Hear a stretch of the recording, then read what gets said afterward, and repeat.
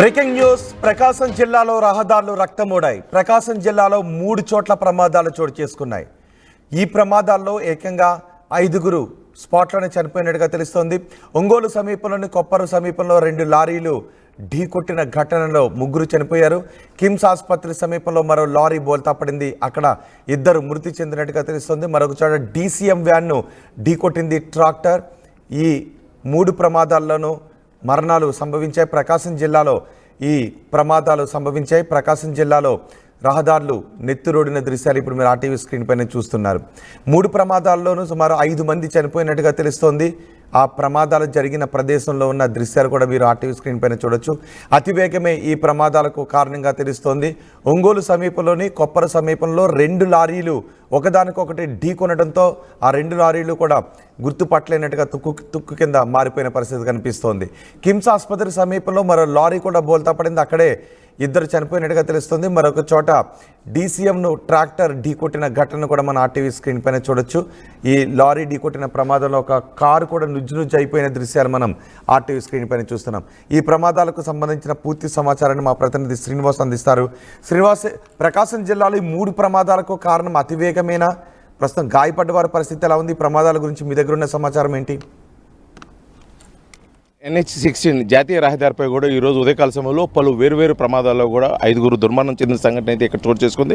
మొత్తానికి కేవలం నెగ్లిజెన్సీ వల్ల ఈ ప్రమాదం జరిగిందని చెప్పేసి పోలీసులు కూడా ప్రాథమికంగా ధృవీకరిస్తున్న పరిస్థితి. ఇక్కడ ప్రమాదం జరిగిన సమయంలో ఒక వాహనంలో అయితే ఉన్నవారు మనతోటి పాటు ప్రయాణికులు ఉన్నారు. వారు అసలు ఏమనుకుంటున్నారు, అసలు ప్రమాదం ఎలా జరిగింది వారు మాట్లాడి తెలుసుకుందాం. సార్ చెప్పండి, ఉదయకాల సమయం జరిగిన ప్రమాదం అలా ఎలా జరిగింది, ఎప్పుడు జరిగింది? పొద్దున్నే మార్నింగ్ అక్కడ ఒక యాక్సిడెంట్ జరిగింది.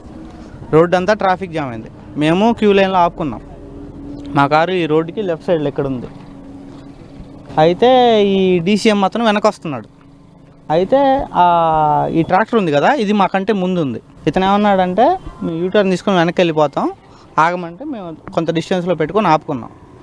ఈ DCM అతను ఏం చేశాడంటే ఫస్ట్ వచ్చి మమ్మల్ని హిట్ చేశాడు. తర్వాత ఇది యూటర్న్ తీసుకుంటుంది, ఇటు రైట్ సైడ్ ఇది ఉంది, అది కంట్రోల్ అవగా దీనికి తగిలింది.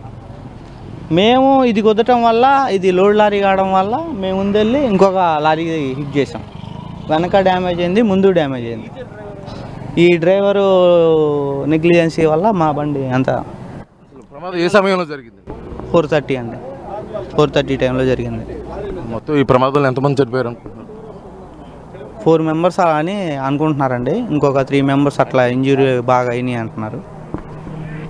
ఇది ప్రమాదం జరిగిన సంఘటనలు అయితే మనం ప్రస్తుతం ఉన్నాము. ఇది ఒక ప్రమాదానికి ఇంకొక ప్రమాదానికి మధ్యలో ఉన్న ఇంకొక ప్రమాదం. ఈ ప్రమాదంలో ఇక్కడ మనం చూస్తున్నాం, ఒక వాహనం అయితే ముందు నుంచి ఒక వాహనం తగిలి, అదేవిధంగా వెనక నుంచి వచ్చిన లారీ DCM వెహికల్ లోడ్ బండి వచ్చి కొట్టిన సంఘటనలో వెనక పార్ట్ మొత్తం కూడా పూర్తిగా డ్యామేజ్ అయిన పరిస్థితి. వీళ్ళు ట్రాక్టర్ యూటర్న్ తీసుకున్న సంఘటనలో కూడా ఎదురుగా వస్తున్న వాహనాన్ని చూడక కొట్టిన నేపథ్యంలో కూడా ఇది కూడా పూర్తిగా మనం విజువల్స్లో చూస్తున్నాము.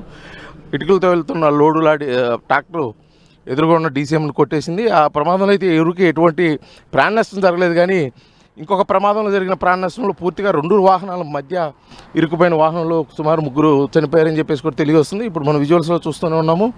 ఈ ట్రాక్టరు ట్రాఫిక్ ఉంది అని చెప్పేసి రివర్స్ తీసుకున్న సంఘటనలో ఇది ఎదురుగా వస్తున్న వాహనాన్ని ఢీకొట్టిన సంఘటనలో ఇది మొత్తానికి జరిగిన సంఘటన అయితే చాలా బాధాకరమైన విషయము. ఎందుకంటే గతంలో ఈ ఏరియాలో మటుకి ఈ ప్రాంతంలో ఎటువంటి ప్రమాదాలు జరగలేదు. ఎందుకంటే ఇక్కడ కావాల్సిన అన్ని సేఫ్టీ మెజర్మెంట్స్ తీసుకోవడం కూడా జరిగింది. కాబట్టి కాకపోతే ఇది కేవలం కొంత నెగ్లిజెన్స్ వల్ల ఇది జరిగింది.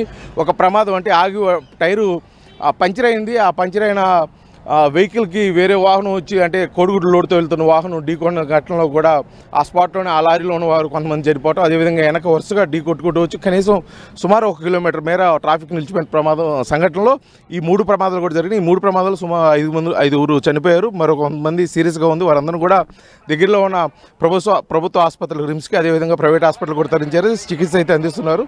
దీనిపై పూర్తి విచారణ చేస్తామని చెప్పేసి జిల్లా ఎస్పీ కూడా తెలియజేసిన పరిస్థితి. మొత్తం జరిగిన ప్రమాదంలో అయితే చనిపోయిన మృతులకు వారి కుటుంబ సభ్యులు కూడా ఇక్కడికి రావడం కూడా జరిగింది. వీడియో జర్నలిస్ట్ లక్ష్మణ్తో శ్రీనివాస్, RTV, ఒంగోలు, ప్రకాశం జిల్లా.